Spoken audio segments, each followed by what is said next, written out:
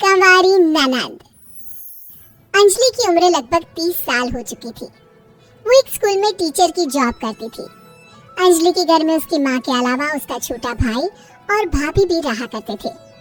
30 साल की उम्र होने के बाद भी अंजलि की अब तक शादी नहीं हुई थी। इस बात को लेकर अंजलि की माँ रुक्मिणी देवी काफी परेशान रहा करती थी। माँ, मैं स्कूल जा रही हूँ, जरा मेरा टिफिन तो दे दीजिए। अब क्या पूरी जिंदगी मैं तुझे टिफिन बना कर देती रहूंगी?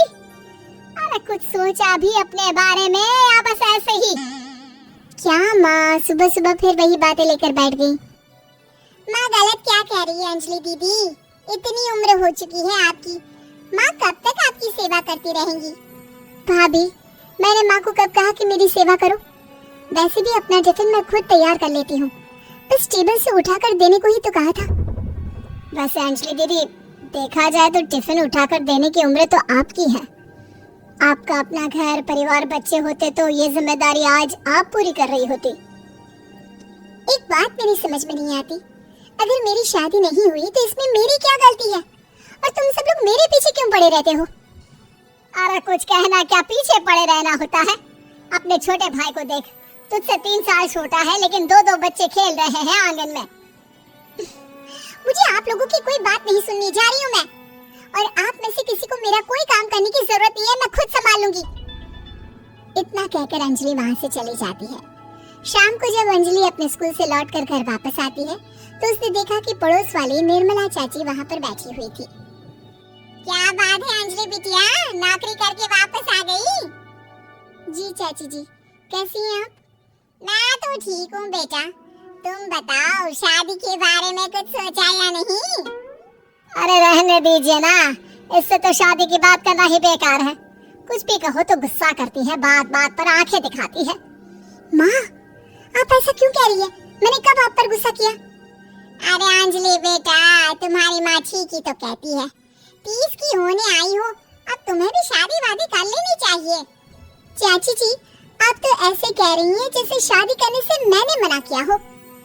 रहने दीजिए निर्मला चाची, हमारी अंजलि दीदी को अभी तक उनकी पसंद का दूल्हा नहीं मिला ना, इसीलिए वो शादी नहीं कर रही। भाभी, ऐसी कोई बात नहीं है। अरे तो फिर क्या बात है? तुम्हारी माँ ने तुम्हारे लिए इतने रिश्ते ढूंढे लेकिन तुम्हें कोई पसंद ही नहीं आता।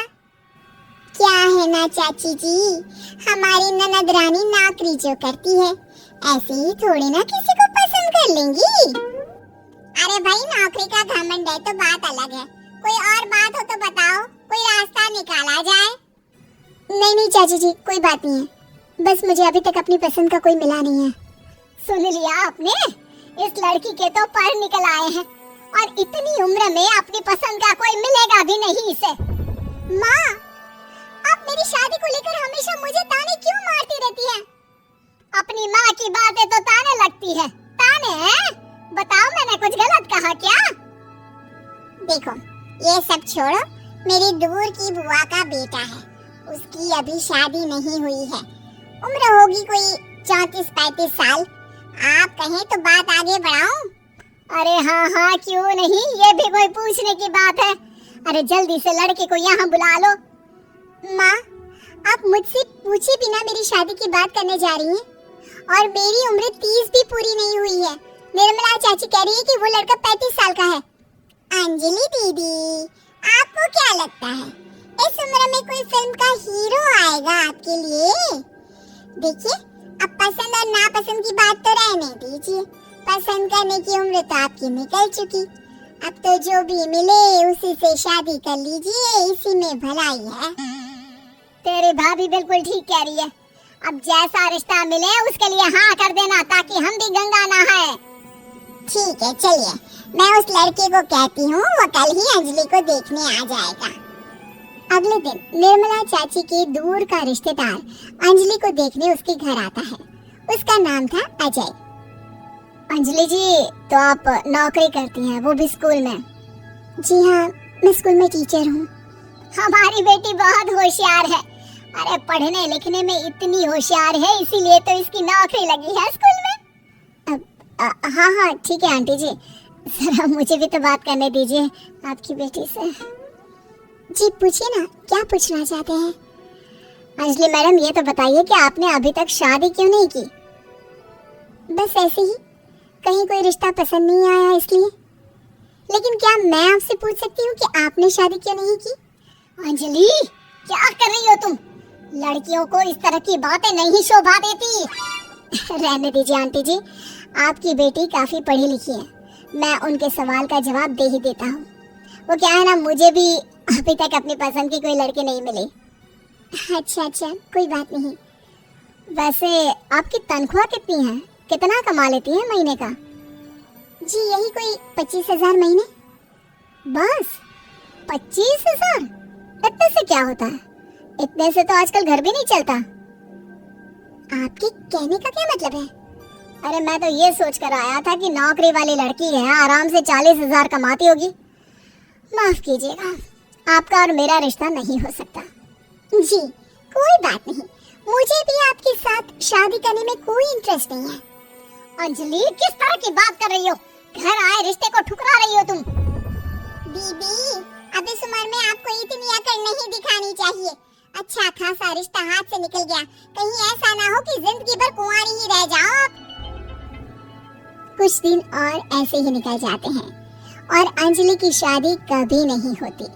अंजलि के परिवार वाले बिंदास उसे ताने मारते रहते हैं, लेकिन अंजलि एक बड़ी नौकरी की तैयारी करती है और उसमें सिलेक्ट होने के बाद अंजलि को एक बहुत बड़ी नौकरी मिल जाती है। अब तो दीदी की नखरे और भी ज्यादा बढ़ जाएंगे भाई। अब तो इतनी बड़ी नौकरी जो लगी है, अब इनकी शादी होने से रही। माँ, मुझे नौकरी के लिए दूसरे शहर जाना पड़ेगा। आप जानती हैं ये बहुत बड़ी जॉब है और इसमें पैसे भी बहुत ज्यादा मिलेंगे।